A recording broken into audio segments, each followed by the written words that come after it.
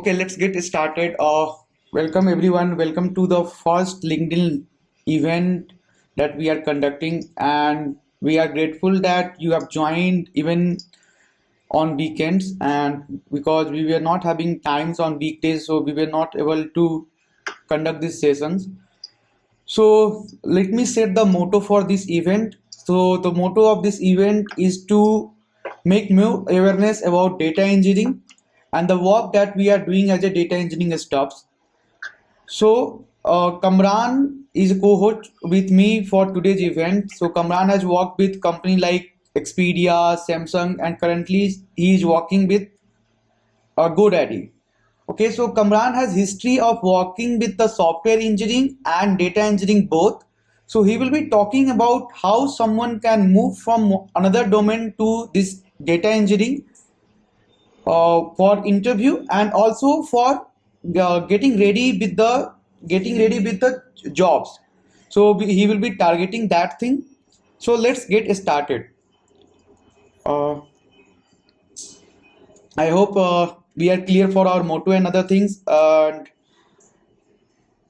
just 1 minute. I think again Kamran lost the connections.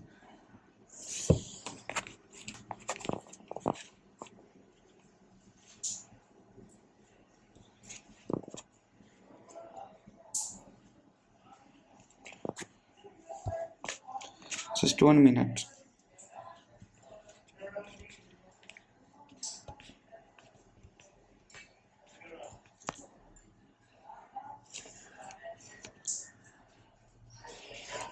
Okay, so till Kamran is joining, so let me set the another motto for this event. So we will be not be speaking that much.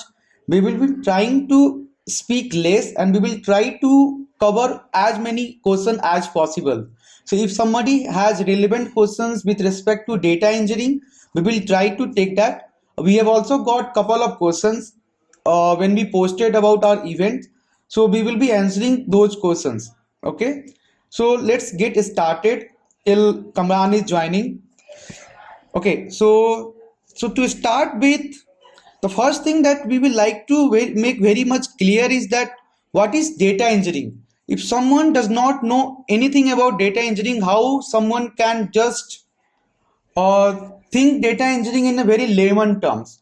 So what a typical data engineers will do on day-to-day basis is to create the pipeline.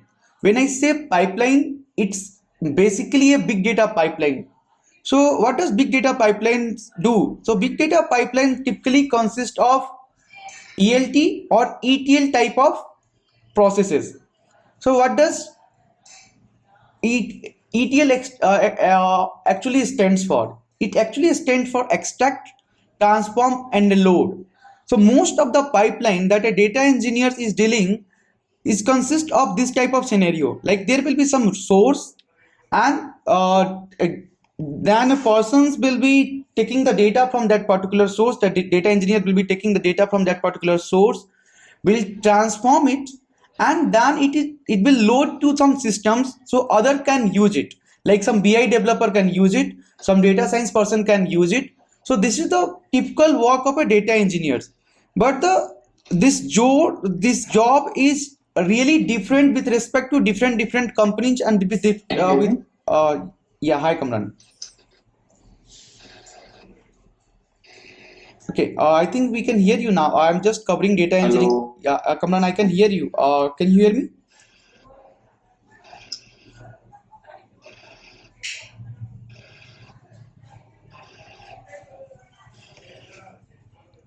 Can someone confirm that you are able to listen my and Kamran voice both?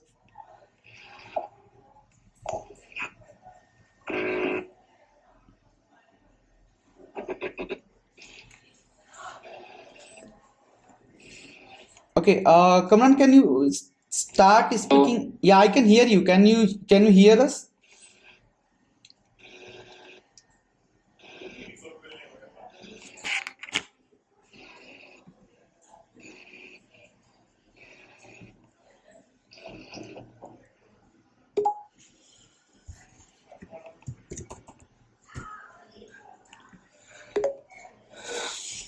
Yeah, sorry for the technical problem. This is the first LinkedIn event for us, and we are getting some issue from Kamran. And so let me try to cover until Kamran will join in between.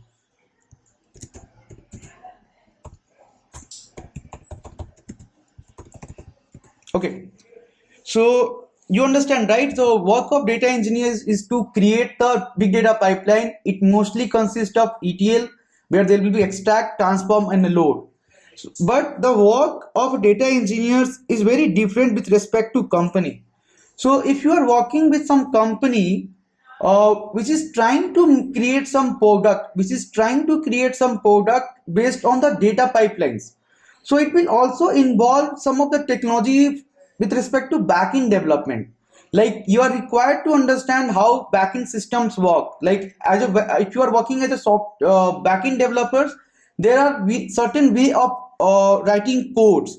So nowadays in many companies, data engineers are also required to understand the concept of backend and plus the data. So that's the typical way of working at a product based company. So that's why many people ask this question, that is data DSA required for cracking data engineering interview. So what happens with a big company or the product based companies is that there is very fine differences between data engineers and the software engineers. So DSA are typically asked when it comes to interview, but when it comes to the questions of DSA, it will be not be very hard like software engineering interview. It's like the simple DSA questions will be coming, like you can assume that array, string, or in array itself you can assume that you should understand sliding interval, you should understand two pointer, you should understand one pointer, you should understand binary search, you should understand linear search, you should understand sorting. So this type of simple things that you should understand to tackle any interview. Okay, any data engineering interview, this is typically asked. And when it comes to other round of interview or other round of technical knowledge that one should have for being a proficient data engineer, it's like you should be very much good with any computing engines, any big data computing engines. Like nowadays Apache Spark is very much in demand. Okay, so as Apache Spark is very much in demand, it's very much required for data engineers, right? And when it comes to the company or company like consultancy, like Big Four, okay, so in those type of company, I have seen that the questions of Sparks are literally very hard, right? There will be very theoretical type of questions. Like if they will ask you, they will go deeper and they will ask you the difference between a Spark sessions and a Spark context. But as a developer, it does not make much sense and does not make much sense while you are writing the code. But the theoretical aspects are very much required. Even if you go to the work, then frankly speaking, learning this many optimizations and other things will come very less handy. But in interview, if you go for any consultancy or any good company like Impetus, 𝗍cie_𝗶𝗹, and this type of company, the questions from Sparks are really good. Like you should understand the Spark in a very theoretical way, and you should understand each and everything. You should have some hands-on also. Like the people will come and they will ask that, they will just give you, this is the CSV file, and they will ask you to combine the result of two columns and create new columns. Okay, these types of questions are very much asked in the interview. So knowledge of Apache Spark is very much important, and SQL is very much important too. So you should understand how to think with respect to SQL. I'm not talking about database. I'm only talking about SQL. What is the difference between SQL plus database? So, sorry, SQL versus database. As a data engineers, you are not required to understand database in a very deeper way. Like there are concepts like in database trigger, stored procedures, and view, and this type of things, right? Typically speaking, throughout your career, all these concepts will not be valid, because in big data, most of the concepts like acids and most of the big data technology will not follow this type of things. Like, so this is not required, but what is required? You are required to understand and you are required to develop your logic with respect to SQL. When I'm saying SQL, what does this means? That given a set of data, you should understand how you are going to apply group by, how you are going to apply Windows functions, how you are going to apply joins on those data sets, and how you can get your desired result. So when you are proficient with writing SQL, it actually develops your analytical skills, and that is very much required for data engineers. Now it goes to cloud.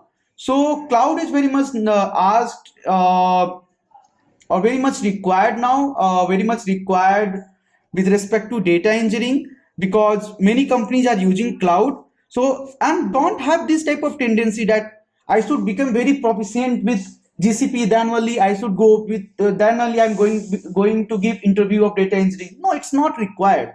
First, figure out that which tech stacks of GCP or which tech stack of AWS are actually relevant to data engineering. So let's suppose GCP. So in GCP, cloud storage is very much important. BigQuery is very much important, right? Data flow is very much important. Data proc is very much important. So there are 5 to 6 technology which is very much important with respect to big data. When it comes to AWS, then EMR is very much important. Athena is very much important. Glue is very much important. S3 bucket is very much important. AWS Lambda is very much important, and in some cases SQS and SNS is also important. So you have to understand that you don't have to be very proficient in cloud computing, but you should understand the big data frameworks, and that will help you a lot to crack any interview. Okay, and yeah, these are the typical things that one should learn to be good, be a good data engineers and to crack the interview. Okay, and now I will be asking Kamran if he is available to let us know from his experience how he was able to transition from software engineer to data engineer, and again data engineer to software engineer. How he is able to do that? Kamran, if you can hear us, please put your thoughts about this thing.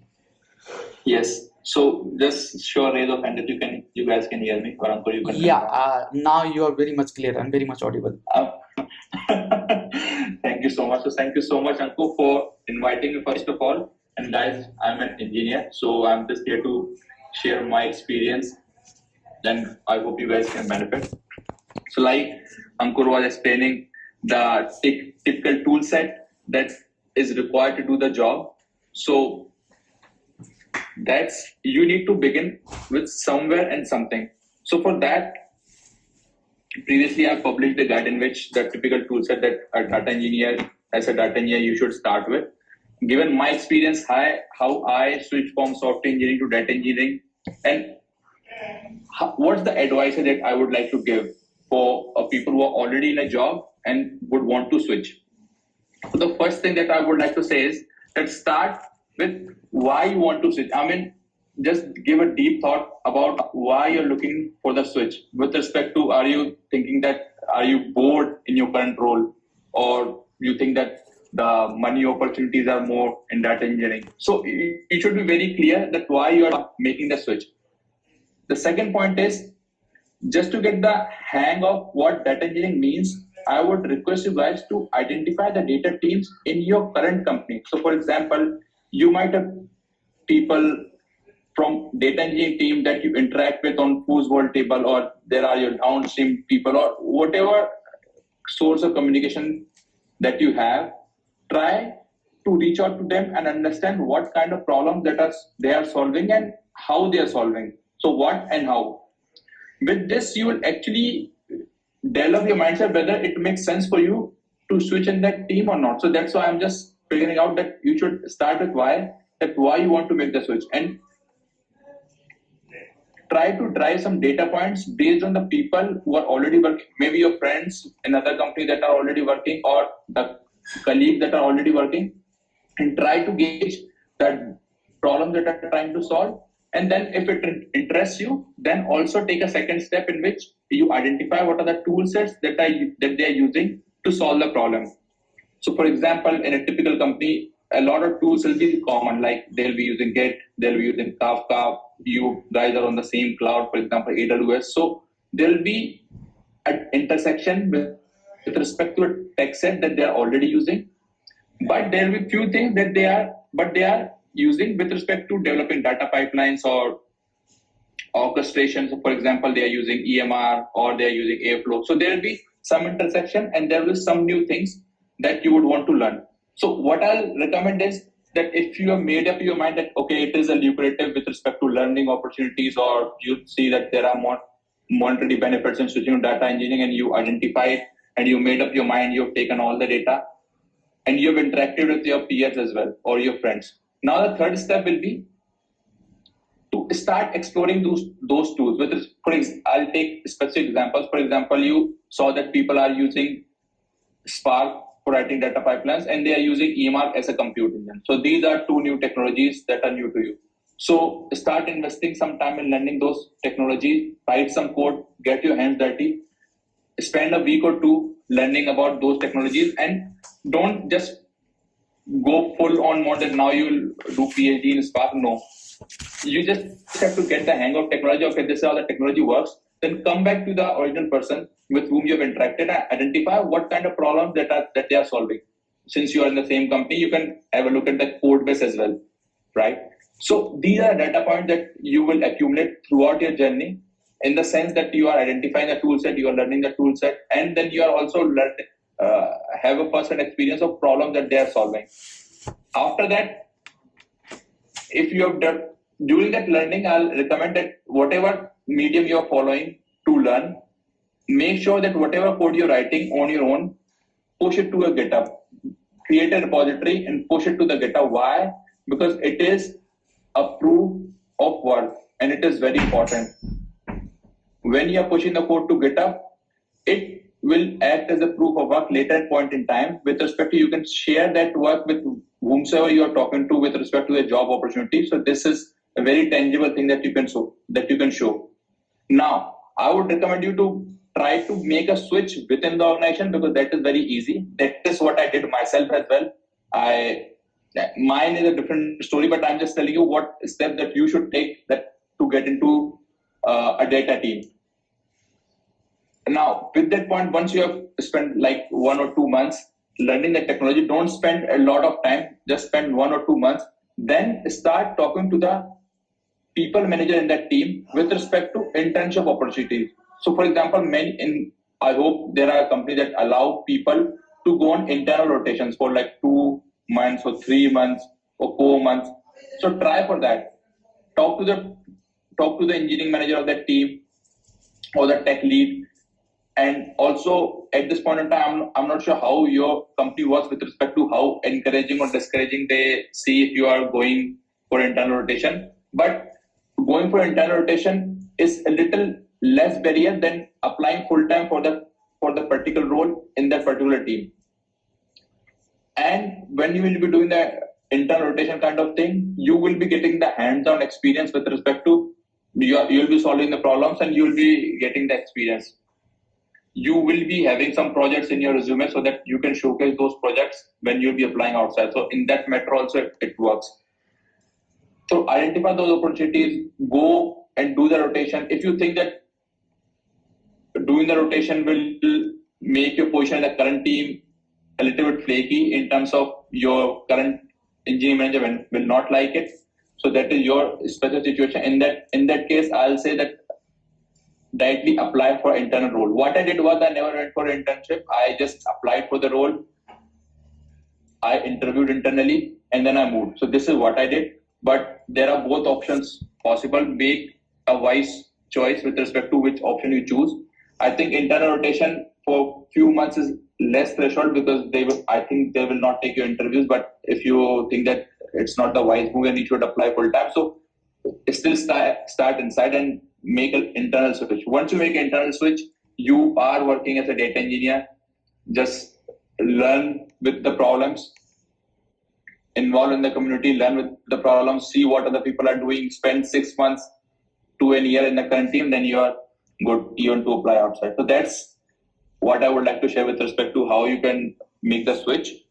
Yeah. And one more point I would like to add with respect to how you'd want to learn when you'll be in that phase of 1 or 2 months. So I've written 4 or 5 tips that I would like to share with respect to how you would want to approach the learning, just how you would want to approach the learning of the Delta technology that you think is required for that next team. So first thing is make a commitment with respect to book a slot in your calendar and make that commitment for yourself. Second point, don't do it alone. Means identify a study buddy with which you can interact with respect to if you are stuck, he will help you. If he is stuck, you can help him. So don't do it alone. If possible, form a group. And if you are in a work setting, then you already have friends in that team. So you just tell them your intention that you are trying to switch, and can that person help you out. The third is make a plan for 4 to 6 months, 4 to 6 weeks, or 2 months, and stick to that plan. Don't keep on changing it. Fourth point is build proof of work, which I've already mentioned, that whatever you are building, just keep on pushing to your GitHub repository, because that will help you. Whenever you're talking to an engineering manager, you can show your work, you can show what you have learned. And the last thing is, with each passing day, build your momentum with respect to don't slacken, just follow your calendar and you are good. So that's what I would like to share. Yeah, thank you, Kamran, for putting your lights on doing internal switch and learning with your peers. I think learning from resources helps, but learning from others, and that too from peers, are the gateway of implementing something, and it gives and boosts the confidence also. Now we are done with our speaking. As we have mentioned that we will be open to more questions. So feel we have already received some questions in our comment sections and as a private message too. So we will try to cover those questions, but feel free to raise your hand. We will make you as one of the speaker, and we will try to take your questions. Feel free to raise your hand if you are having any questions.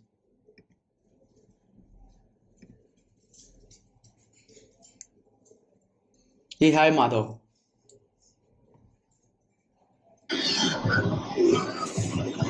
Hi.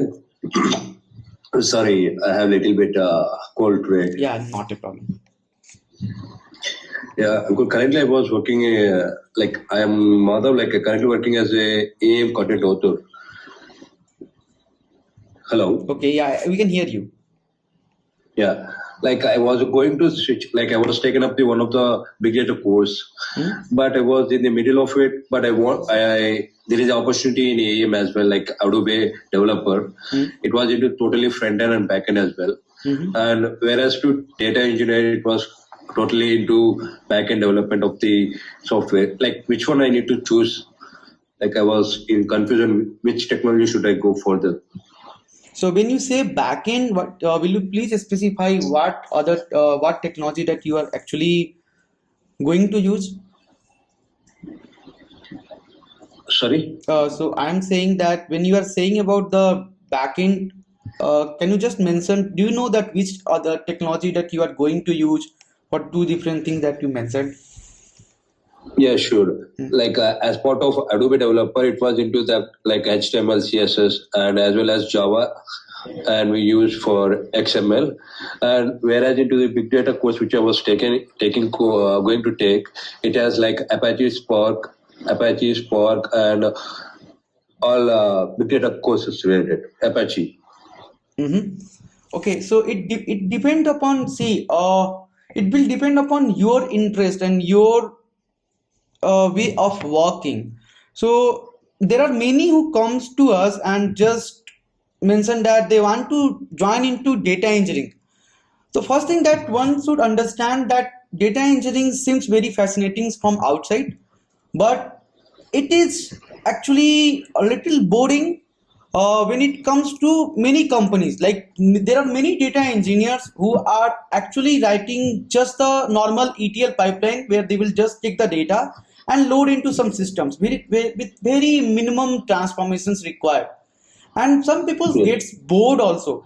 So if you are targeting for the next 10 years, as you have already taken course or something, you should be very much conscious that what you wanted to do for the next 10 years. Just try to understand that will the software engineering path will give me more happiness, or this data engineering path will give me more happiness? So there are certain way which I have seen some of the people that actually works in data engineering. So let me give one example. So one of my friends, she realized that her work is very little boring, like, but she stick with the data engineering because she was having this idea that if I go for software engineering interview, it will be little tough. It will not be that easy. The data engineering interview are, frankly speaking, are little easier than the software engineering interview. Like the level of DSA questions and this will be little low. So what she has done, she stick with the data engineering stuffs in the current company, and where she was making the boring stuff itself, but she get so perfect with the technical stuffs like Apache Spark, Kafka, and other things. So she was able to crack a new company, and then her works got more interesting. Now she is making good money, and she is little satisfied with the respect to work too. So you have to determine that you really wanted to get into this data engineering stuff like Apache, using Hadoop, Spark, and other thing, or you really want to be a backend developers and making the backend code, or writing API, or writing front-end code. It will depend upon you actually. So I am not a personal advocations of any profile. It will depend upon you. I hope I was able to answer your questions. Kamran, will you like to add some point to it?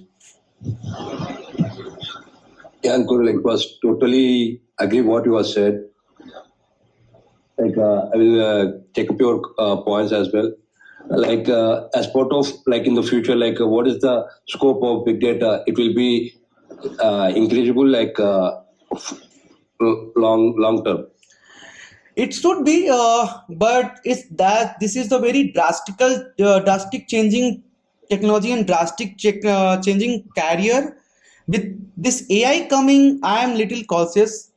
I think backend plus data engineering will be more preferable now.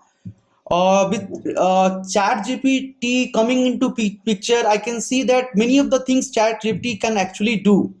So not quite sure, but yeah, the career is going to be it's very high, because data will always be there. Even if the AI coming into picture and AI can write the code, the typical data engineering code, the AI can surely write it. But it's the AI is built on top of data, right? So it's like the career of AI will also career of this data engineering will always be there, but now people will focus more to backend plus data engineering. I hope we are able to answer your questions, and if yes, then we would like to move to another person for the person. Yeah, Thank you, thank you. thank you so much. Let me just, and we are trying to give everyone chances. If you are raising hand and if we are not able to select you, don't feel disappointed. We are trying to give everyone chance. Okay, let me. Hey, hi Geeta. Hi Ankur, hi Kamran. Like currently I'm working as a BI developer. I just have 8 months of experience. So my question is simple, like I just want to switch to data engineering because while I was doing intern, I worked on Snowflake. I prepared kind of POCs and all. Then I felt like data engineering is a bit interesting to me. So now if I want to switch to another company for a data engineering role, how should I showcase them my skills? Suppose, as you said, if I learn Spark from any of the sites like Udemy or something else, is it fine only with that certifications and pushing our code to GitHub, or what's the best way to showcase them that we are more suitable? Yeah, Kamran, will you like to take this up? Yes. So thank you, Geeta, for your question. And if I understood correctly, you are a BI developer and you want to move to data engineering. And Yes. for the interviews, keep on giving interviews, because in interviews you will identify the gaps of what you know but what they are actually asking, and that's very important. So you can keep on filling that gap. And right now we know the kind of situation we are in, but sooner or later, inshallah, the situation will start improving, and then you will see opportunities and you can start applying. So give yourself a deadline with respect to the number of months that you will be preparing, like 2 months or 3 months, based on the technology that you have identified, which you want to gain proficiency on, and then just keep on applying for interviews, because a lot of learning you will be having during giving the interviews. Okay. Yeah. I hope that answers the question, or do you have anything else? I'm good. Thank you, Kamran. Yeah, so Gita, it's just that you have to give 5 interview, and so after giving 5 to 10 interview, you will realize that this company don't have very large number of questions. They actually have 10 to 50 to 100 questions, and from that 100 questions only they are asking. So it's just that you have to fail 5 interview to get into 10 good interview. And as the times are little low, so don't get disappointed. Keep giving interview, and the same thing that as Kamran mentioned, that keep applying your logic. Like you are a business intelligence developer, so your work is to write analytical code. So apply the same analytical code with Apache Spark, and try to write the more code with respect to Spark SQL, because that will be little easier for you. And just keep going for interview, and one day most probably you will able to do it. It's like making a big project and doing big courses. It's better to give interview because you already have the knowledge, and then let's see. Okay, let's move to another person's. Hi Rahul, Rahul Ranjan. Please feel free to ask your question. Yeah, hey Ankur. Hi Hey. Kamran. Hey Rahul. Hello. Yeah, so basically my question was around system design. So Oh, so you are asking about system design in data engineering, right? for product roles, mostly where I used to get stuck with was the system design round.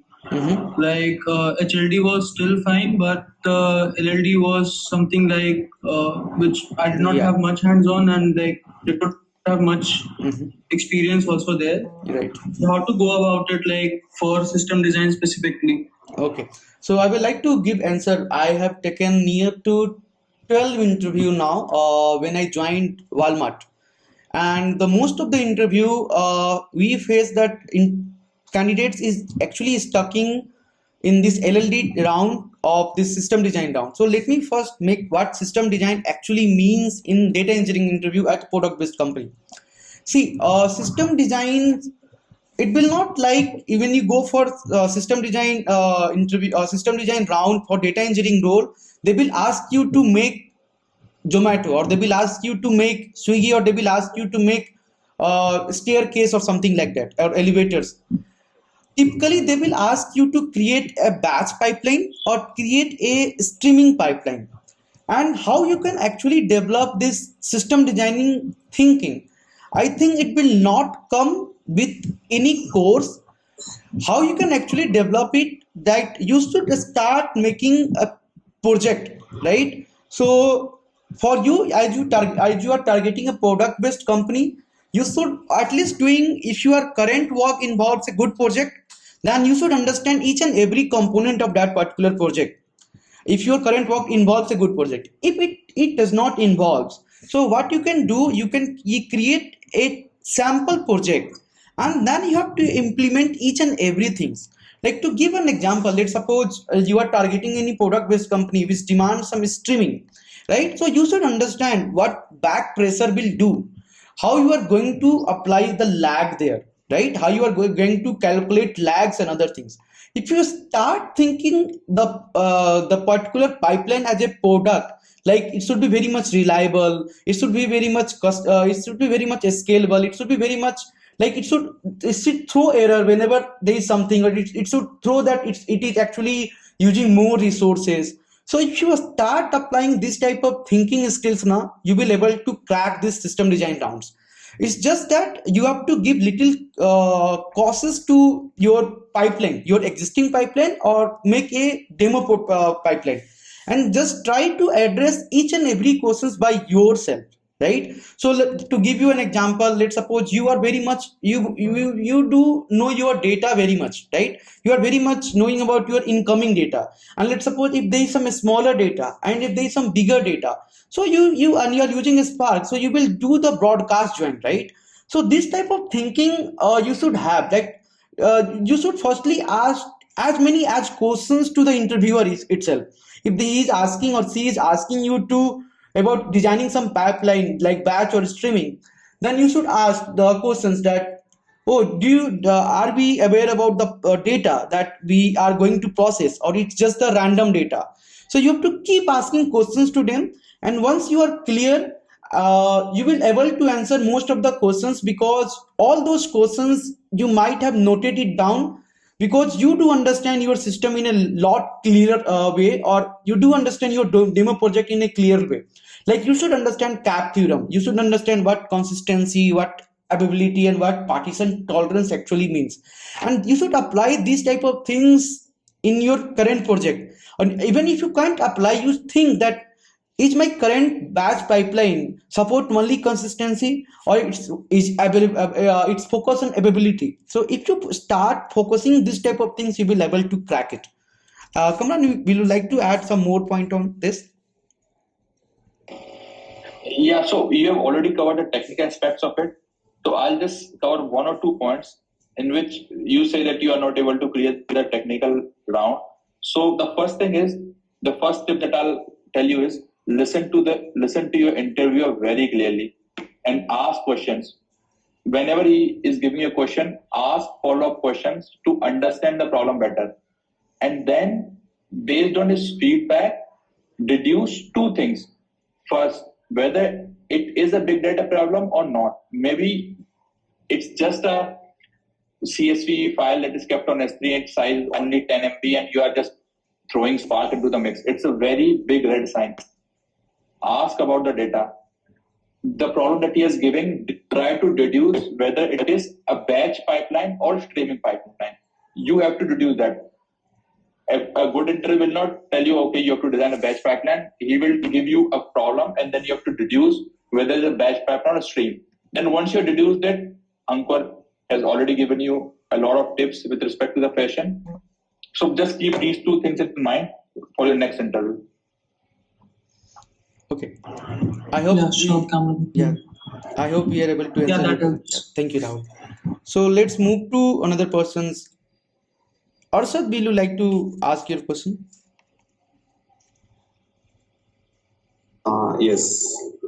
So, as a data engineering, being a data engineering professional, how important is it to have knowledge about machine learning? Does it actually contributes to our line of tech, or is it something that's completely a different stack?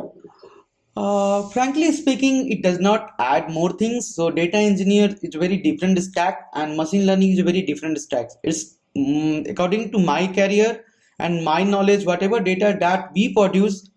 In my use case, I do deal with Walmart seller fraud. Like if seller is onboarding something, then we detect that it is we should block it, we should review it, we should give for auto block. So my data is being used by image processing and for machine learning developers. So I don't think I frankly speaking, I don't know anything of machine learning, and I'm doing pretty good with my career. So these are very different tech stacks, but yeah, once people get more mature and wanted to have more things, they try to have hands-on in machine learning. But I don't think it's very much related. And if somebody is not knowing, I don't think it will create some problem. Got your point. Yeah. Thanks, Tom. Yeah, thank you. Hi, Anu. Yeah, thank you. Hi, Anu Ranjan Singh. Will you like to ask your question? Yeah, hi, Ankur and Kamran. Thank you.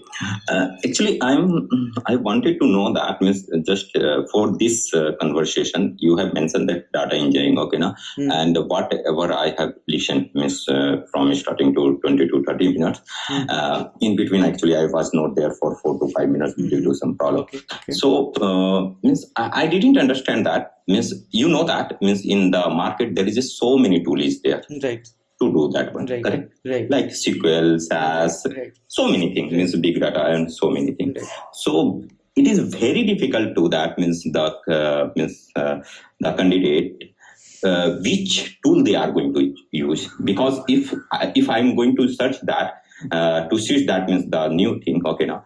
So every job opportunity, it is a different from that means one. Right. Means some place they are wanted, that means Kafka, some place they are wanted means SAS, some place SQL, some place means, and also it is not like that means they are not wanting to do that means suppose SQL opportunity is there. So it doesn't mean that means they are going to write that means some data engineering type of coding means like to manipulate and some of that transformation they are doing. Means they are also means wanted to means wanted from that means the candidate. They knows that means the procedure and all these things and database structure they are going to do that one.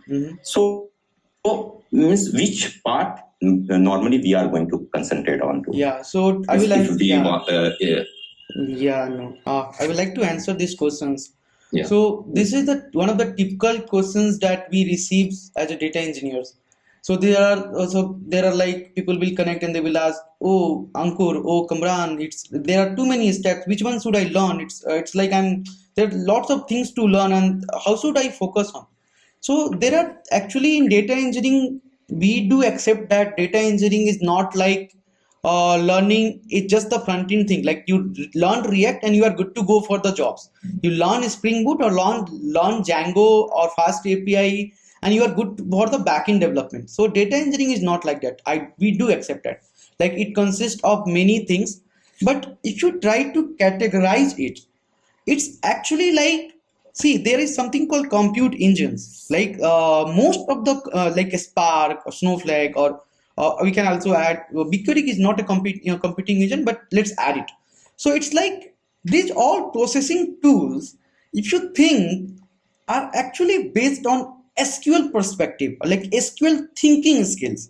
Like if someone can think the data and can apply group by, and if someone can apply join, he or she will always be able to write the same code in a Spark, like using the data frame API or using a Spark SQL. It's that thinking skills is always SQL, right? So we are always thinking with respect to data frame. And if you just try to visualize this data frame from some Postgres tables, it's exactly same, right? It works differently, but from writing a code, it is actually same. So once someone try to maximize the knowledge about SQL thinking skills, someone will always be having upper hands on learning Spark and any other computing engine, like or data warehouse like Hive, BigQuery or something like that. They will always be able to grab it. So try to learn thinking skills. Never ever learn some framework. Like we have seen that 5 years back, Hive was so much in demand. Now very few companies are actually using Hive. Now Spark is very much in demand. But who knows? After 5 years, Spark will not be there. But this thinking skills, thinking skill of SQL. Yeah, same thing. Actually, I wanted to know that because the backend, because the process, we should know that. Yeah, the process. How to do that one. Right. That should we know that. Right. And but literally, I'm telling you, Ankur, it is a really new guys. If for new guys, it is very difficult to they are going to which technology they are going to use, because every time this company is going to right. So, but I have seen. So, I will give you one example also. Like I have seen two types of architect in the company. So one type of architect that whenever some new technology comes, like we as a developer who are very much new into the industry, like I'm having 4 years of experience, Kamran is having near to 8 or 10. So when we will go and try to propose our solutions, like they will get like, why you are using this, why you are not using that. But there is another type of architect, like he or she might not have used Kafka, right? But when he was working, he might have used something like Kafka, some other messaging queue like ActiveMQ or Celery or something like. But it's not that he will go and learn Kafka, then he will give advice to us. He actually translate his knowledge of ActiveMQ. Like the basic concept always remains same. Like there will be some message brokers, then there will be some producers, and there will be some consumer, and there will be decoupling will be happening. So that architect or the experienced developer always try to learn from the existing framework and just try to shift his visualizations from that framework to a new framework. It's just that he will not keep on learning new things. He will just transfer his visualizations, transfer his thinking skills from existing framework to new framework. Yeah, it's a little tough thing to do, but I think people with practice, they are able to do. And people who are willing to learn, willing to open to their juniors and open to just talk about the new tech stacks and try to shift their visualizations. Because see, anyone can be very great at some technology, but the experience, there is no one can beat experience, right? With experience, people become so good. If someone just take that experience, and if someone can shift his visualizations, this system design visualizations, then they will do great. Kamran, will you like to add some more points to that? I think I have spoken a lot. If you can just add. Yeah, just two things.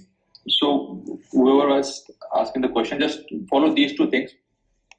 First thing is, you mentioned there are a lot of tools. So what you can do is identify an intersection. For example, for orchestration, there are a lot of tools, but you choose Airflow, just learn it. Language, Python, learn it. Coding language, SQL, learn it. Now you have basic tools in your arsenal. In an interview, the first thing that you need to do is that you have to show them, you have to prove them that the things that you are claiming on your resume, that you know these 3, 4 tools, you actually know them. You have to prove to the interview that you know them. And second thing that you have to prove is that you are willing to learn. That's it. Just do these two things and you're sorted. Learn basic tools, prove them that you have good knowledge in those tools, and convince the interviewer that you are willing to learn. I think you are in good shape. That's my advice. Yeah, Kamran. Yeah, means that really that Kamran. But thing is that even you know that means in the market, okay, now they are not going to they are not going to consider, if suppose I am a SaaS developer. Suppose I am telling you that, okay, now I am taking that means only 1 minute. If I am SaaS developer and along with that means they are looking for that means Python.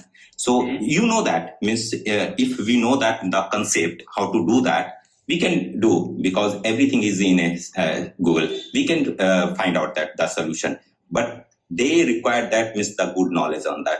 They are not going to testing you on that interview. Yeah, correct. Yeah, right. So it's like we can't always be very much philosophical. It's just that if they are asking Spark, we should have some hands-on in the Spark before going to interview. The visualization is really good, but yeah, we do accept that some hands-on will always be required.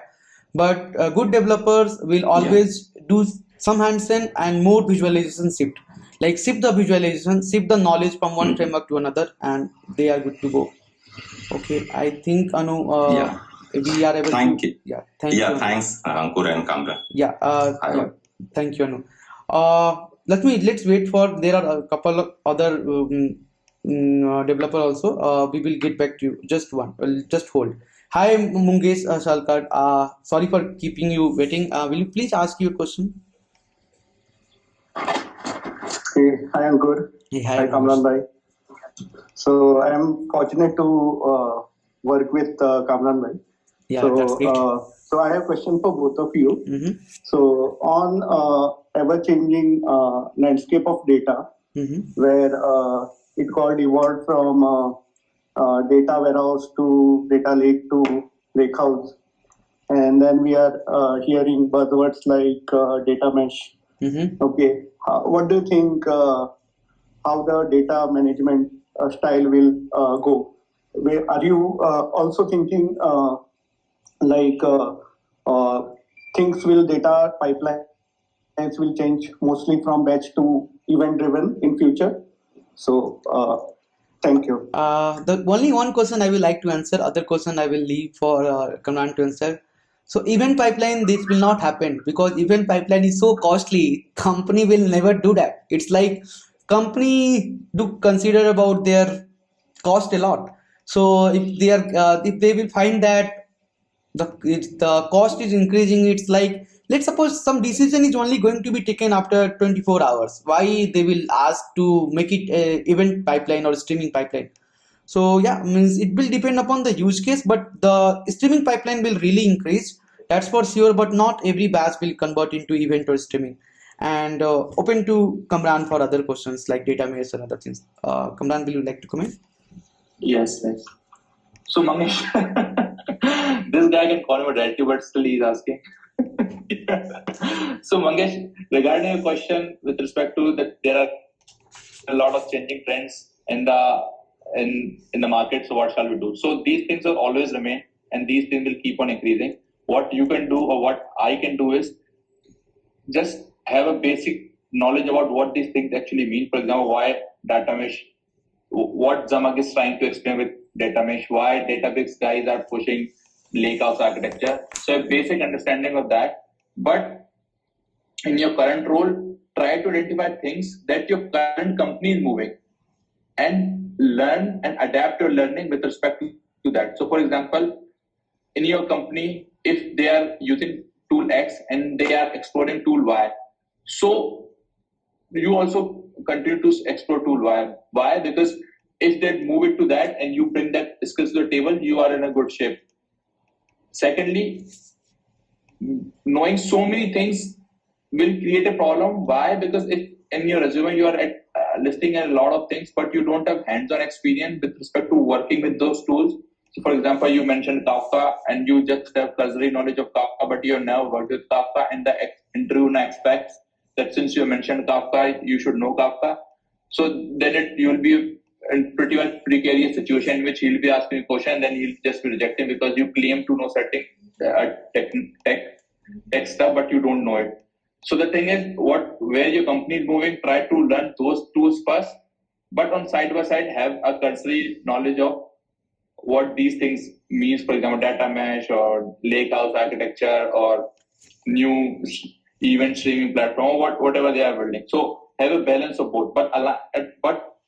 But if you want to choose that you have limited time, so identify where your company is moving with respect to the tool stack and learn that. And if you have more time, then learn things outside as well. Okay. Does it answer your question? Yeah. Okay.